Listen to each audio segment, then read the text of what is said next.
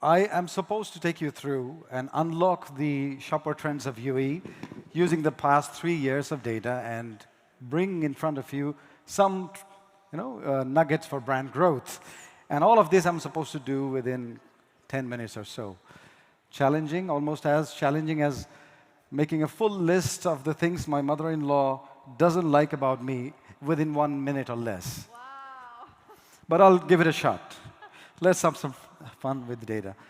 So the way I'm going to show you the data is basically we'll start from one step above food and beverage, which is the FMCG industry. How is it performing? We all know that there is a buzzword of inflation and price inflation on all category that's in all our minds. How is it playing out in the shopper's basket? Secondly, we'll talk about food and beverages. Then we'll go down to food and beverages and see how shoppers are behaving differently. How much were they spending before? How are they spending now? In terms of volume, is there any change? Are they shopping less frequently now?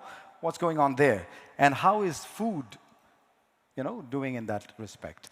Finally, how are the brands adapting to achieve growth in UAE? So all of these are based on our household panel from Kantar Worldpanel. We have thousands and thousands of households in UAE where we capture each and every month all the FMCG products that they buy.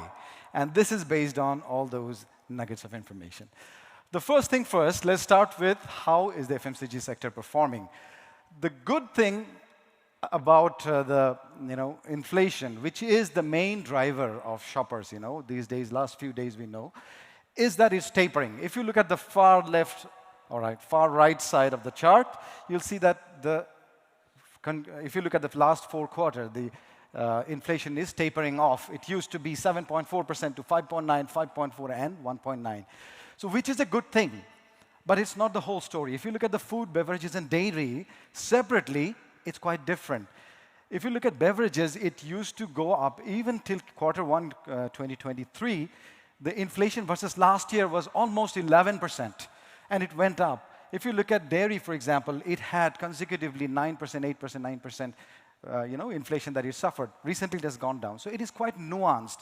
But in the mind of a general shopper, a general consumer, all of these basically comes into one place, and they feel that they have to be rational and they have to play in a way that they can buy their products within the wallet that they have.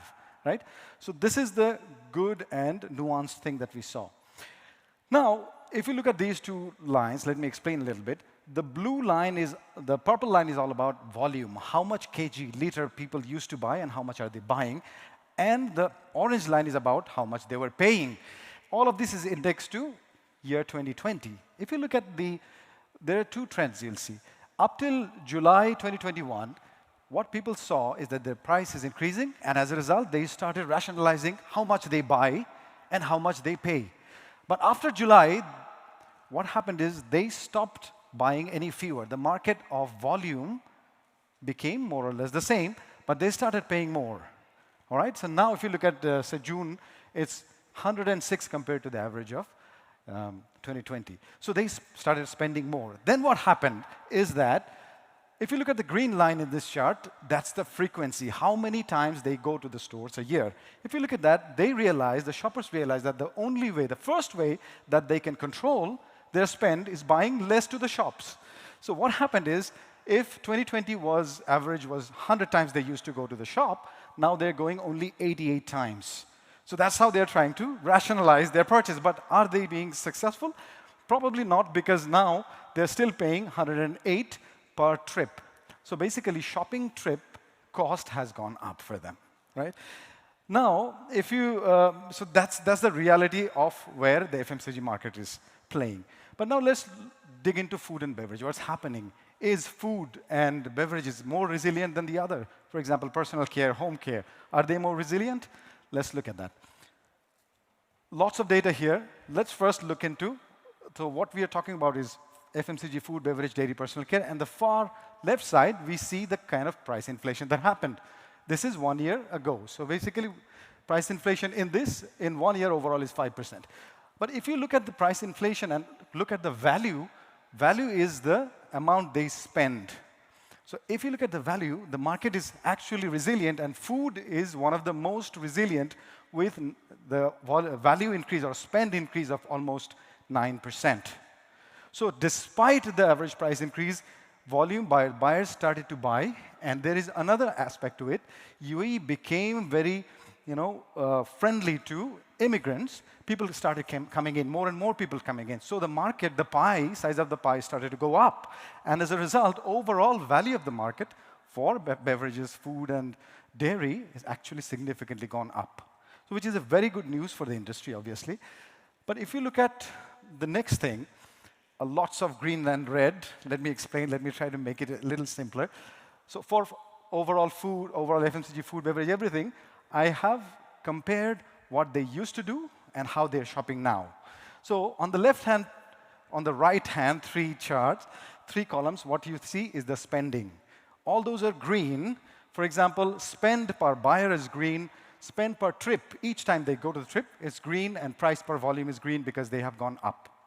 But how food and beverage, for example, they're rationalizing is the food shoppers are buying less packs per trip. All right? They're buying the same basket size, but less packs per trip. But what about the dairy? Dairy consumption itself, they have started losing the basket size. For example, when I go there, I used to buy, say, 15 liters. Now I'm buying 12 liters. So the bottom line here is that for food and beverage manufacturers, you have to understand what value proposition are you giving to the shoppers. It has to be different for different categories, different sectors. It's not the same. And even within the sectors, say, for example, within food, there are different categories of food. And within them, different brands. And all those brands also fall into, some of them into economy, some into mass, some into premium. So each of the dynamic is different unless you understand that there is a shift and utilize that shift in shopper behavior. Your brand will not going to be the basket, which is shrinking basket of the shoppers. Next thing is the diversity. Another angle of complexity is the diversity of UAE nationals, UAE residents and nationals. It's hugely diverse country. If you look at the behavior, the blue line and purple line are showing how frequently each of these different nationalities go to shop and how much volume do they buy per trip. If you look at this, interesting thing is among Emiratis and expats Arab, you'll see the purple line is the longer, while South Asian is the shorter. So basically what's happening is that the Arab population, they are going less frequently, but they're buying in bulk. So they have a bulk buying tendency. And among South Asian is the opposite. They are buying less and trying to manage through their basket, smaller basket, their wallet. So if you go through this, and if you think about the contribution of your brand, your category within this, you'll see that there is huge need for understanding your customers more, customizing your pricing, your promotion, the packaging strategies. It has to be very, very different for different target group. If your target group is Arabs mostly, then your packaging has to be different. If your target group is Asians, then you have to understand which Asians. There are many types of Asians. So you have to understand your shoppers, your target group very, very closely. Now look at the other angle, which is the trade angle. So trade is obviously, the one interesting thing about trade is the diversity. If you look at the spend per trip, it will tell you that when a shopper goes to a Carrefour, he is ready to pay 177. It's an index, 177 dirham, for example. But when he is going to Lulu, he's ready to pay only 130. And if he's going down to other hypermarkets, he's ready to pay only 97. So think about your product placement, your portfolio. If you try to place a very high price item in the hypers, probably your strategy is not right. And if you think that the largest bundling pack will go to the hypers or supers or bakala or grocery, probably it's not going to work right. So as I showed you that shoppers over the last 2-3 years, they have really become conscious. They're planning their trip lower frequency trips, etc. So they're planning their trip a lot. You have to understand that their behavior is changing, and you have to adapt to that significantly, understanding the channel dynamics and the profile dynamics. Now, having said all of this, how are the brands doing in the last 2 years in the middle of all these significant developments? So we do from Kantar Worldpanel, every year we do publish something called the Consumer reach points. So basically, what percentage of UAE shoppers are buying your product? How many times are they buying it? How many units are they buying it? If you multiply all of this, we call that how many shoppers are choosing your product, or you're reaching how many shoppers. From that perspective, if you look at 2021, only 24% of the brands in UAE actually showed a growth. But 2022 was very different. 2022, almost 43%, which is almost the double number of brands that grew in 2021, has grown in 2022. So, as I was showing you that the changes that we are seeing in terms of, it could be the prices, it could be the shopper behavior, things are changing drastically, dramatically. It's really dramatic. If you think about it, 1 year, only 24% brand grew, and the next year, almost 44% brand grew. There is a significant shift in the way you should look into how you market, ship your products. But it's a very, very good sign for the food and beverage industry, definitely. Now, how to achieve that growth? So there are many ways. One way we are talking about, a simple way that we look at, is 86% of those brands we saw they grew by increasing their penetration. What we mean by penetration is they ensured that if I am targeting this market now, I'm going to target a larger market.